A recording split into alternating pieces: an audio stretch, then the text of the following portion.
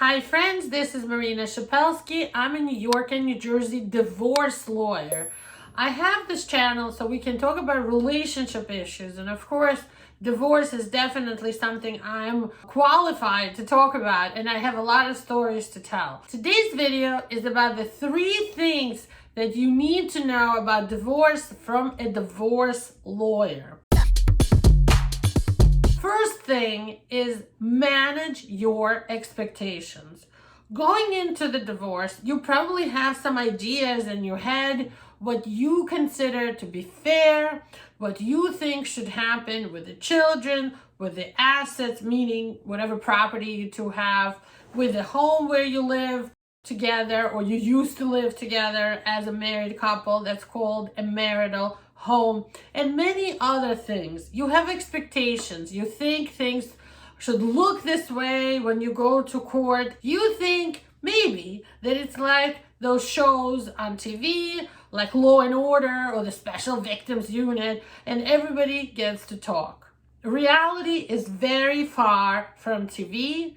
In court, what a family court judge thinks is fair or equitable is not going to be what you may think is fair or equitable. And a good example of this is that couple is getting divorced because the husband was cheating on her. This happens a lot, and it's a very sad thing, and there's no excuse or justification for it. However, it's not going to mean that what's fair is that now the husband is not entitled to half of the property that the people own, that he's not entitled to half of the value of the marital home. And let's say if the wife has a job and has pension plans and assets, it doesn't mean that he, the cheater, is not going to be entitled to half of whatever she has, not just what he has. Everything goes into the pot unless there's a prenuptial agreement, of course. And that's considered fair by court, but it might not be considered fair by the wife who was cheated upon. And another thing in that same situation, it doesn't mean that the husband will not get equal time to visit and have custody of the kids. Just because he was a cheater, it doesn't mean that the court will think he doesn't deserve to see his children and have them every other weekend or every other holiday and so on. So that's point number 1. Manage your expectations. Talk to a lawyer before you start a divorce process so that you have the right expectations. And if you don't like the lawyer you spoke to, it's okay to speak to somebody else or even 3 other attorneys, because it's important to pick the right person who's going to be on your team. But also expect that a good attorney, a fair attorney who's not just going to drain you for the billing, will give you realistic expectations of what's coming. And even if attorney disagrees with your expectations, be open to hearing what reality is going to look like. And I know it's a tough time. And by the way, I recommend that all our clients see a therapist. It doesn't mean that it's going to work against you in court. Not at all. It doesn't mean that the judge might think you're crazy if you're seeing a therapist. Not at all.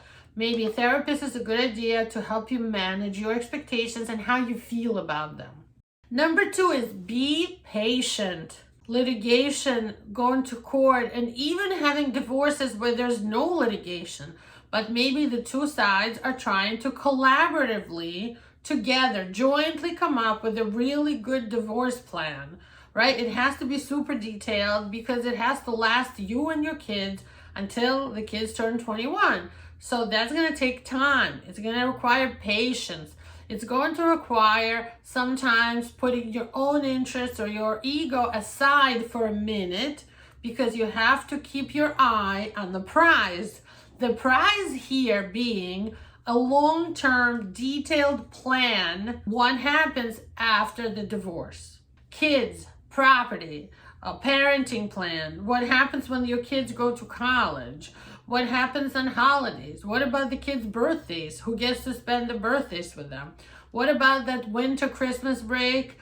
And maybe if you live in New York, there's another like winter break that comes in February that other states don't have. Or what if parents are of different religions, religious holidays to juggle, right? All of this requires you to be patient, to consider things, and put your children's best interest first.